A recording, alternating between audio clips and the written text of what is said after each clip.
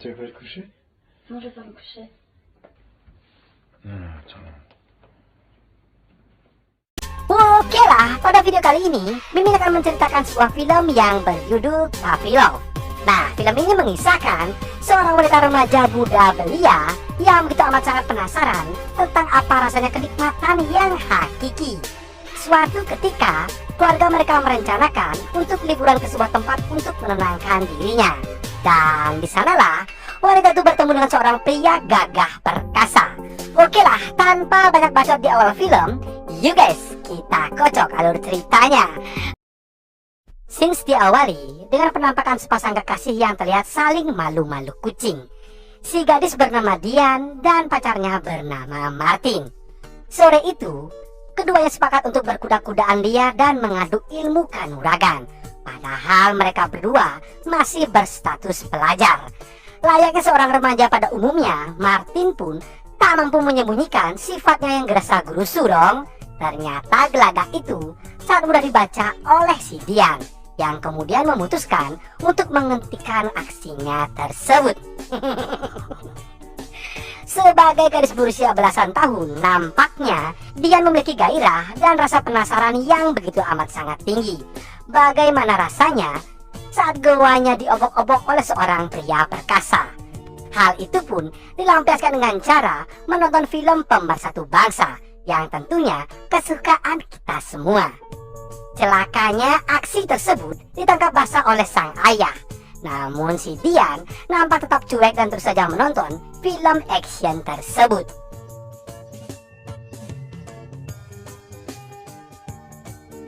Bahkan keesokan harinya, Dian pun mencoba untuk memencet tombol rahasia miliknya saat ia sedang berendam di sebuah batang. Rasa penasaran Dian pun makin tak terbendung saat mendengar percakapan dua teman sekelasnya yang mengenai seputaran pengalaman mereka berkuda-kudaan. Di mata Dian, temannya itu dia sangat berpengalaman dibanding dirinya yang masih fresh dan masih tersegel. Pada sore harinya, Dian kembali harus menelan rasa kekecewaan karena pacarnya yang mental tempe tak kunjung punya keberanian untuk membajak persawahannya. Hei, cemen ini kamarnya ini, pacarnya cemen ya. Nah, ketika sedang mengerjakan PR di kamarnya, tanpa disengaja, Dian menyaksikan pertengkaran tetangganya lewat sebuah jendela. Dan aksinya itu diketahuilah oleh tetangganya, yang kemudian mengacungkan jari tengah sambil menutup gorden itu. Tak berselang lama, rumah keluarga Dian pun kedatangan tamu yang bernama Julia, yang ternyata Julia ini adalah tetangga di seberang rumahnya. Maksud kedatangan Julia adalah untuk memperkenalkan diri sebagai tetangga baru yang pindah ke perumahan itu. Di rumah tersebut, Dian tinggal bersama adiknya yang bernama Mark dan seorang ayah yang bernama Christian yang telah lama menjadi duda. Selain bersekolah, Dian juga membagi tanggung jawab dengan ayahnya untuk menjaga adiknya si bungsu Mark. Ketika menunggu jemputan di sekolah bersama adiknya itu, dia lalu bertemu dengan Julia yang juga ingin pergi ke sekolah. Dengan malu-malu kucing, Dian pun mengajak Julia untuk pergi ke sebuah pesta yang diadakan oleh teman-temannya sore nanti. Sebenarnya Dian kurang percaya diri saat ia mengenakan sweater untuk pergi ke pesta. Namun karena sanjungan dari ayahnya, Dian pun mengesampingkan kebimbangan di hatinya. Melihat selera fashion Dian yang agak jadul itu, Julia pun lalu menawarkan tetangganya untuk berganti pakaian. Sayangnya tawaran tersebut ditolak mentah-mentah oleh Dian yang sudah terlanjur gengsi untuk meminjam pakaian orang lain. Berpesta bukanlah bagian dari Dian yang memiliki sifat pendiam dan misterius. Si Martin sang kekasih yang diharapkan bisa menemani Dian sepanjang pesta malah asik-asik ngudut dan minum-minum. Di tengah-tengah kesendiriannya itu, Dian mencoba mencari sosok Dian yang tiba-tiba menghilang dalam keriuhan pesta. Nampaknya Julia sadar betul akan kelebihan yang ada pada dirinya. Bermodalkan wajah cantik jelita, gadis itu pun dengan mudah dapat menarik perhatian lawan jenisnya. Tanpa pikir panjang, Dian pun mengikuti ajakan Julia untuk masuk ke dalam mobil dan mencari tempat yang begitu sepi. Hati-hati nih, ini pasti dan bakal diklesep ya nih ya. Meskipun tahu keberadaan mereka di mobil itu adalah untuk bersenang-senang, Dian pun tak mengira pria yang duduk di kursi belakang bersamanya akan bersikap seagresif itu. Kegiatan memadu kasih antara Julia dan sang pengemudi seketika pun terhenti, yang dikarenakan suara teriakan dari Dian yang berasal dari luaran mobil. Menyadari teman barunya dalam bahaya, Julia pun sontak menarik tangannya Dian dan pergi menjauh dari tempat itu.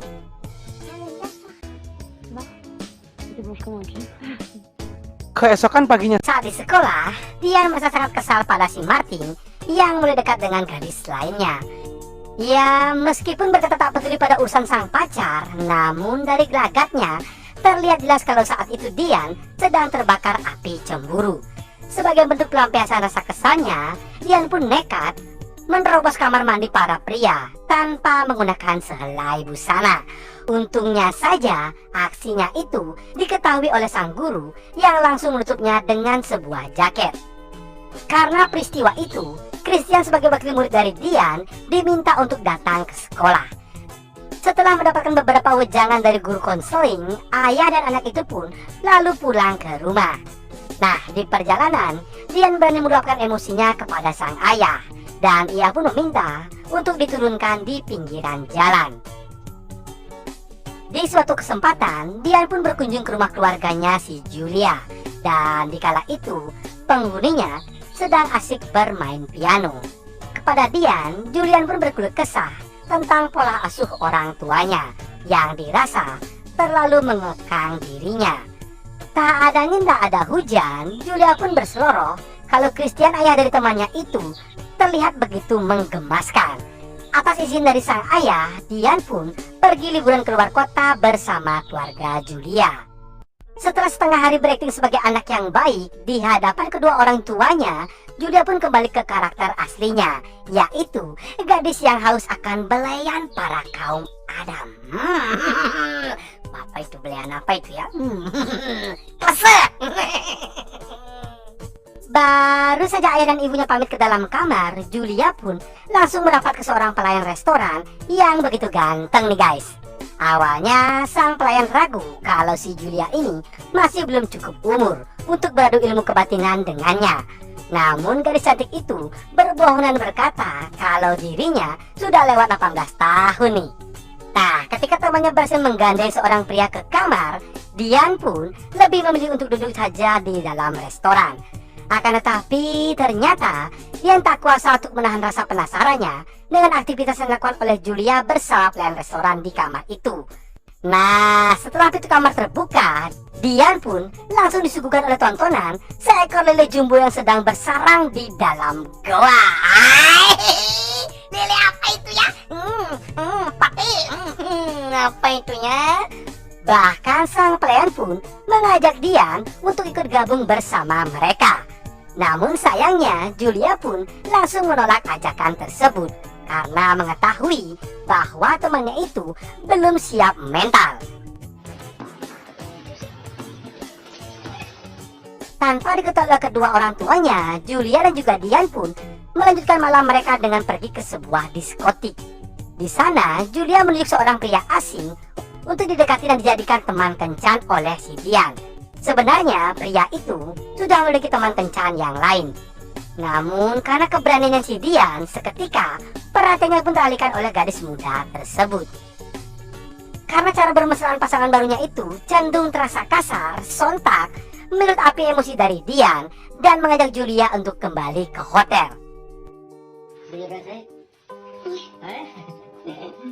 Setelah kembali dari liburan, Dian pun tak pernah menyangka bahwa selama dirinya pergi liburan, ternyata sang ayah telah mengajak seorang wanita untuk bermalam di rumah mereka. Christian pun memperkenalkan wanita itu sebagai pacar barunya yang akan menginap di sana 1 malam lagi. Malam itu, dikarenakan suara aungan naga birawa yang berasal dari kamar ayahnya, malam itu pun Dian harus terjaga sambil memendam rasa jengkel di dalam hatinya. Waktu liburan sekolah hanya tersisa beberapa hari lagi. Kini, giliran keluarga Dian yang mengajak Julia untuk pergi liburan bersama. Nah, rencananya nih, mereka semua akan menginap di sebuah kabin yang berada di pinggiran danau. Sesampainya di sana, Dian bersama Julia langsung mengeksplor keindahan tempat itu dan menaiki sebuah kapal yang telah mereka sewa. Namun lagi dan lagi, Julia pun tak mampu menahan hasratnya. Dan akhirnya, ia pun membuat janji berkencan dengan pengemudi kapal yang telah mereka sewa. Kesempatan itu tak sama sekali disia-siakan oleh Dian untuk menimba ilmu kebatinan pada Julius sang maestro kuda-kudaan untuk melepas segel di dalam goanya. Malam itu akhirnya menjadi malam terindah bagi Dian karena keinginannya selama ini kini telah terwujud dengan seorang pria yang beruntung yang mendapatkan kehormatan dan kenikmatan yang hakiki.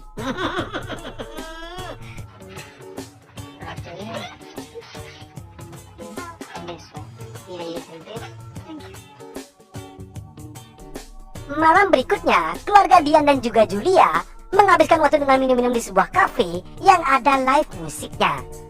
Berawal dari inisiatif Julia yang menggoyang-goyangkan badan sesuai irama musik, dan akhirnya mereka semua turut serta meramaikan suasana di tempat itu. Melihat sang ayah terlalu mesra dengan Julia, Dian pun mengusulkan agar mereka berempat kembali saja ke penginapan. Dan secara diam-diam ternyata Julia telah menargetkan si Christian sebagai teman beradu ilmu kanuragan berikutnya. Joget bersama tadinya hanyalah akal-akalan untuk memancing hasrat si Christian itu. Awalnya nurani Christian menolak ajakan dari si cantik Julia. Namun suasana heningnya di tempat penginapan menyeretnya untuk berbuat yang tak seronoh. Nah, ketika ular piton Christian berhasil merangsek masuk gua milik Julia, tiba-tiba datanglah dia yang memeruki aksi mereka dan langsung melayangkan tamparan kepada pipi ayahnya. Peristiwa menjijikan yang dilihatnya barusan sudah barang tentu menghilangkan minat si Dian untuk tetap berada di tempat itu. Permintaan maaf sang ayah juga tak mampu menahan kepergiannya yang entah mau pergi kemana. Semalaman, Dian ingin memperkenalkan dirinya dengan mengerungi danau dan berjalan kaki menyusuri hutan belantara.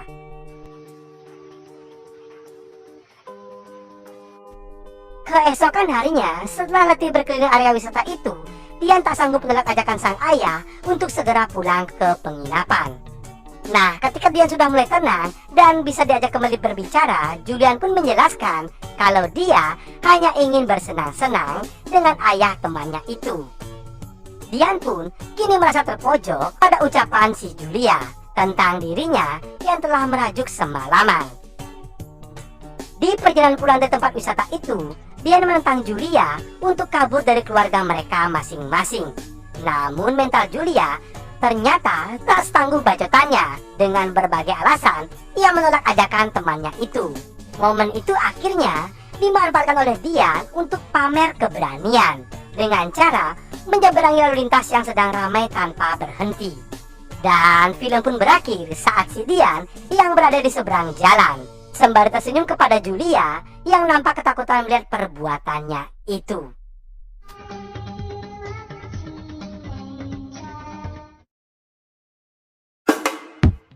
Yes, begitulah cerita film kali ini ya. Banyak pesan mulai bisa ambil pada video kali ini ya. Bagi yang tahu silakan tulis di kolom komentar. Motor apa itu?